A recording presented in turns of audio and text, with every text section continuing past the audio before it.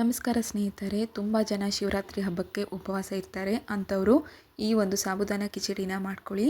ಸಂಜೆ ಸಮಯದಲ್ಲಿ ಏನಾದರೂ ಸ್ವಲ್ಪ ತಿನ್ನಬೇಕು, ಹಾಗಾಗಿ ಸಾಬುದಾನ ಕಿಚಡಿ ಬೆಸ್ಟಾಗಿರುತ್ತೆ. ಇದನ್ನು ನಾವು ಈರುಳ್ಳಿ, ಬೆಳ್ಳುಳ್ಳಿ ಮತ್ತು ಶುಂಠಿ ಏನೂ ಇಲ್ಲದೆ ಮಾಡುವಂತಹ ಸಾಬುದಾನ ಕಿಚಡಿ. ಹಾಗಿದ್ರೆ ಬನ್ನಿ, ತಡ ಮಾಡದೆ ಇದನ್ನು ಯಾವ ರೀತಿ ಮಾಡೋದಂತ ತೋರಿಸ್ಕೊಡ್ತೀನಿ. ಫಸ್ಟು ನಾನಿಲ್ಲಿ 1 ಕಪ್ ಆಗುವಷ್ಟು ಸಾಬುದಾನಿನ ತೊಗೊಂಡಿದ್ದೀನಿ. ಸಾಬುದಾನ ಏನಿದೆ ನೋಡಿ, ಇದನ್ನು ನೀಟಾಗಿ ಒಂದು ಸತಿ ವಾಶ್ ಮಾಡಿಕೊಂಡು ಇದನ್ನು 1 ಗ್ಲಾಸ್ ನೀರು ಹಾಕಿ ನೆನೆ ಹಾಕಿ ಇಟ್ಕೊತಾ ಇದ್ದೀನಿ. ನಾವೇನಾದರೂ ಸಾಬುದಾನ ಮಾಡಬೇಕು ಅನ್ನೋ ಹಾಗಿದ್ದರೆ ಮೊದಲಿಗೆ ಒಂದು 2 ಗಂಟೆಗಳ ಕಾಲ ಮುಂಚೆನೇ ಇದನ್ನು ನೆನೆ ಹಾಕಿ ಇಟ್ಕೊಳೋದ್ರಿಂದ ನಮಗೆ ಈಸಿ ಆಗುತ್ತೆ. ಇನ್ಸ್ಟೆಂಟಾಗಿ ಮಾಡೋದಕ್ಕಿಂತ ಈಸಿಯಾಗಿ ಮಾಡ್ಕೋಬೇಕು ಅನ್ನೋ ಹಾಗಿದ್ರೆ ಒಂದು 2 ಗಂಟೆ ಮುಂಚೆನೇ ನೆನೆ ಹಾಕಿ ಇಟ್ಕೊಳ್ಳಿ. ಈಗ ನೆನೆ ಹಾಕಿರೋದನ್ನು ನೀರನ್ನು ಬಸ್ಬಿಟ್ಟು ಸೈಡಿಗೆ ಇಟ್ಕೊಂಡಿದ್ದೀನಿ. ನೆಕ್ಸ್ಟ್ ಬಂದುಬಿಟ್ಟು ನಾನಿಲ್ಲಿ ಶೇಂಗಾ ತೊಗೊಂಡಿದ್ದೀನಿ. ಈ ಹುರಿದಿರುವಂಥ ಶೇಂಗಾನ ನಾನೀಗ ಜಸ್ಟ್ ಕ್ರಷ್ ಮಾಡ್ಕೊತಾ ಇದ್ದೀನಿ ಅಷ್ಟೇ.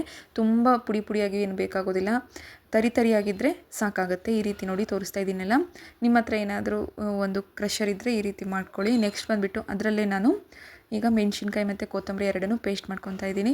ನೋಡಿ ತರಿಯಾಗಿ ಮಾಡ್ಕೊತಾ ಇದ್ದೀನಿ, ಯಾವುದನ್ನು ಕೂಡ ತುಂಬ ಪೇಸ್ಟ್ ಟೈಪ್ನಲ್ಲಿ ಮಾಡ್ಕೊಳಕ್ಕೆ ಹೋಗ್ತಾ ಇಲ್ಲ. 2 ಆಲೂಗಡ್ಡೆ ತೊಗೊಂಡಿದ್ದೀನಿ. ಆಲೂಗಡ್ಡೆ ಕೂಡ ಸಣ್ಣದಾಗಿ ಕಟ್ ಮಾಡಿ ರೆಡಿ ಮಾಡ್ಕೊಂಡಿದ್ದೀನಿ. ನೆಕ್ಸ್ಟ್ ಬಂದುಬಿಟ್ಟು 2 ಟೇಬಲ್ ಸ್ಪೂನ್ ಆಗುವಷ್ಟು ಎಣ್ಣೆನ ತೊಗೊತಾ ಇದ್ದೀನಿ.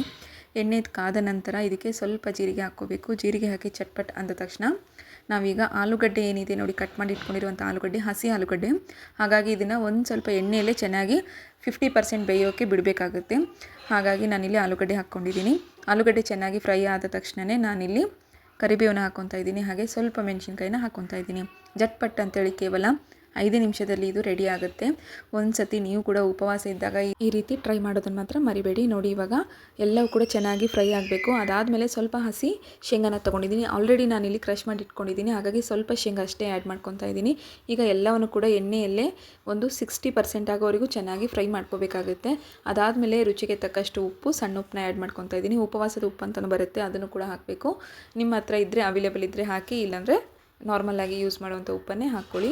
ನೆಕ್ಸ್ಟು ನಾನೇನು ಕ್ರಷ್ ಮಾಡಿ ಇಟ್ಕೊಂಡಿರುವಂಥ ಶೇಂಗಾ ಏನಿದೆ, ಈಗ ಎಣ್ಣೆಯಲ್ಲಿ ಅದನ್ನು ಕೂಡ ಫ್ರೈ ಮಾಡ್ಕೊತಾ ಇದ್ದೀನಿ. ಅದಾದಮೇಲೆ ನೀರು ಬಸಿದಿಟ್ಟಿರುವಂಥ ಸಾಬುದಾನ ಏನಿದೆ ಅದನ್ನು ಹಾಕಿಬಿಟ್ಟು ಚೆನ್ನಾಗಿ ಒಂದು ಸತಿ ಕಲಿಸ್ಕೋಬೇಕಾಗುತ್ತೆ ಸ್ನೇಹಿತರೆ. ಶಿವರಾತ್ರಿ ಉಪವಾಸಕ್ಕಷ್ಟೇ ಅಲ್ಲದೆ ನೀವೇನಾದರೂ ಡಯಟ್ ಮಾಡ್ತಾ ಇದ್ದೀರಾ ಅಂದರೆ 1 ಟೈಮ್ ಇದನ್ನು ತೊಗೋಬೋದು. ಹೆಲ್ತಿಗೂ ಒಳ್ಳೆಯದು, ಹಾಗೆ ಎಷ್ಟೋ ಆರೋಗ್ಯವನ್ನು ಕಾಪಾಡೋಕ್ಕೆ ತುಂಬ ಹೆಲ್ಪ್ ಮಾಡುತ್ತೆ.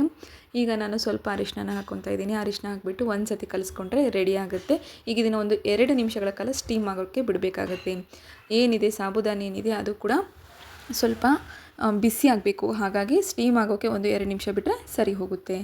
ಶಿವರಾತ್ರಿಯ ಉಪವಾಸಕ್ಕೆ ತುಂಬ ಜನ ಉಪವಾಸ ಮಾಡುವವರು ಎಲ್ಲರಿಗೂ ಈ ಸಾಬುದಾನಿ ಕಿಚಡಿ ಇಷ್ಟ ಆಗುತ್ತೆ. ಒಂದು ಸತಿ ಟ್ರೈ ಮಾಡಿ, ಡೆಫಿನೆಟ್ಲಿ ಇಷ್ಟಪಡ್ತೀರಾ. ಸ್ವಲ್ಪ ಕೊತ್ತಂಬರಿನ ಮೇಲ್ಗಡೆಯಿಂದ ಉದುರಿಸ್ಬಿಟ್ರೆ ಮುಗೀತು. ನೋಡಿ, ಸಾಬುದಾನಿ ಕಿಚಡಿ ರೆಡಿ ಆಯಿತು. ಈ ವಿಡಿಯೋ ನಿಮಗೆ ಇಷ್ಟ ಆಗಿದೆ ಅಂತ ಅಂದ್ಕೊತೀನಿ. ನೋಡಿ, ಈಗ ನಾನು ನಿಮಗೆ ಪ್ಲೇಟ್ನಲ್ಲಿ ಹಾಕಿ ತೋರಿಸ್ತಾ ಇದ್ದೀನಿ ಎಷ್ಟು ಸುಲಭವಾಗಿ, ಎಷ್ಟು ಈಸಿಯಾಗಿ ಶಿವರಾತ್ರಿಯ ಉಪವಾಸಕ್ಕೆ ಮಾಡ್ಕೋಬೋದು.